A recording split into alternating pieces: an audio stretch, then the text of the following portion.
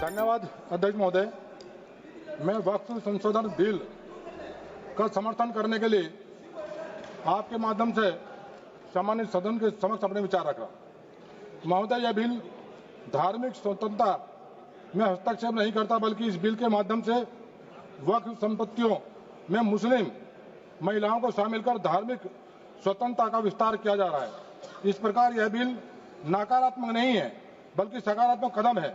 इस बिल के द्वारा उन लोगों को अधिकार मिलेगा जिन्हें वक्फ संबंधी अपने मामलों में अधिकार नहीं मिल पाता था।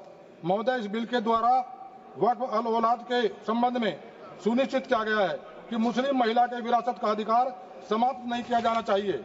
इस प्रकार की दान की हुई संपत्ति यदि सरकार के स्वामित्व में आती है तो जिले का जिलाधिकारी उसे विधवा महिलाओं या अनाथों के कल्याण में उपयोग कर सकेगा।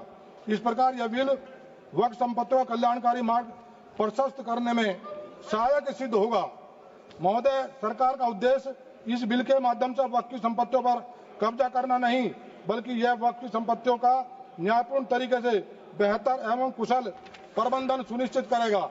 आंकड़ों के मुताबिक वक्फ बोर्ड के पास अभी पूरे भारत में 8.7 लाख संपत्तियां हैं, जो करीब 9.4 लाख एकड़ जमीन में फैली हुई हैं। एक अनुमान के अनुसार इनकी कुल कीमत लगभग 1.2 लाख करोड़ रुपए बताई जाती है। अतः इस विशाल राशि का न्यायपूर्ण तरीके से कुशल प्रबंधन आवश्यक हो जाता है, जिसकी व्यवस्था इस बिल के माध्यम से की गई है। अध्यक्ष महोदय, ये बिल सेंट्रल वक्फ काउंसिल को अधिक समावेशी स्वरूप प्रदान करता है। इसके द्वारा सेंट्रल वक्फ काउंसिल के मुस्लिम सदस्यों को में 2 मुस्लिम महिला सदस्यों का होना अनिवार्य किया गया है। यह प्रावधान हमारी मुस्लिम बहनों के प्रति हमारी सरकार की प्राथमिकता को दर्शाता है। हमारी बहनें अब वक्फ संपत्तियों के कुशल प्रबंधन में अपनी भूमिका का निर्वहन कर सकेंगी। इसके लिए मैं सरकार का आभार व्यक्त करता हूं।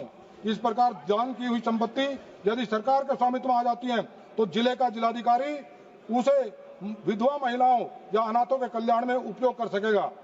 इस प्रकार यह बिल वक्फ संपत्तियों का कल्याणकारी मार्ग प्रशस्त करता है।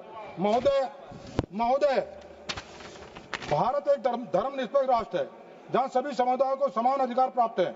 वक्फ संपत्तियां वर्षों से मुस्लिम समाज की शिक्षा, स्वास्थ्य और कल्याणकारी कार्यों के लिए एक मजबूत आधार रही हैं। लेकिन हमें यह स्वीकार करना होगा कि कुछ दशकों से वक्फ संपत्तियों के दुरुपयोग, अनाधिकृत कब्जे और भ्रष्टाचार की कई शिकायतें आई हैं। यह विधेयक इन सभी समस्याओं का समाधान लेकर आया है। आदरणीय महोदय, मैं एक बात और कहना चाहता हूं। जो अभी वक्फ विधेयक पर लोग कुछ चर्चा कर रहे हैं और इसका विरोध कर रहे हैं, वक्फ मुस्लिम समाज के उत्थान और तरक्की के लिए बनाया गया एक बेहतरीन इदारा है। परंतु विडंबना यह है कि यहाँ बड़े ओहदों पर बैठे और इसको चलाने वाले इसी समाज के लोग वक्फ के उत्थान और तरक्की के लिए काम न करके अपने व्यक्तिगत तथा अपने परिवार के लिए हित साधने में लगे हुए हैं। अगर समीक्षा की जाए तो जिन वक्फ पर सरकारी कंट्रोलर हैं वह वक्फ बहुत ही सुचारू रूप से काम कर रहे हैं। इसके विपरीत जिन वक्फ पर इसी समाज के लोग जैसे चेयरमैन, मुतवल्ली तथा अन्य पद पर आसीन है, वहां वक्फ में भ्रष्टाचार फैला हुआ है। अगर शिकायतें मिलती हैं कि चेयरमैन वक्फ की मुतवल्ली मोटी रकम वसूल कर बनाता है, वक्फ की बहुत कीमती जमीनों को अध्यक्ष मुतवल्ली द्वारा घूस लेकर बहुत कम किराए पर लीज पर दिया जाता है। मैंने बहुत लंबे समय से मैं देख रहा हूँ, जो मेरे देखने में आया है, बड़े बड़े शहरों में जो बहुत बड़े बड़े कब्रिस्तान थे, आज वहां पर आलीशान बिल्डिंग बन गई। मुतवल्ली और चेयरमैन बोर्ड के उन्होंने मिलकर जो भूमाफिया है, भूमाफिया के साथ मिलकर बड़ी बड़ी कॉलोनियां विकसित कर दी। जो उससे धन अर्जित किया है वो पैसा कहाँ गया? जो गरीब मुस्लिम समाज में जो उनकी जो बेटियां हैं, गरीब बेटियां जिनकी शादियों में पैसा लगना चाहिए था, जो गरीब बच्चे जिनकी शिक्षा पैसा लगना चाहिए था, वो नहीं लगा। मैं सदन के माध्यम से, आपके माध्यम से मैं मांग करना चाहता हूं कि जो भ्रष्टाचार में लिप्त जिन्होंने, जो मुतवल्ली हैं और जो चेयरमैन रहे बोर्ड के, जिन्होंने कब्रिस्तानों को बड़ी बड़ी इमारतों में तब्दील किया है, जो उन्होंने अकुत संपत्ति अर्जित की है, उसके भ्रष्टाचार की जांच कराकर उनके विरुद्ध भी कार्रवाई की जानी चाहिए। आदरणीय महोदय, अंत में मैं 2 मिनट करेंगे। सरकार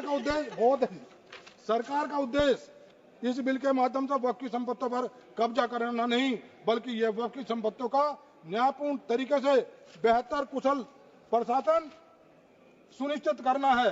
आदरणीय महोदय, अंत में मैं सदन से आग्रह करता हूं कि सभी सदस्य दलगत राजनीति से ऊपर उठकर इस संशोधन बिल के विधेयक का समर्थन करें। आदरणीय महोदय, धन्यवाद, आपने मुझे मौका दिया। धन्यवाद जी। डॉक्टर मोहम्मद समाधान 24 को सब्सक्राइब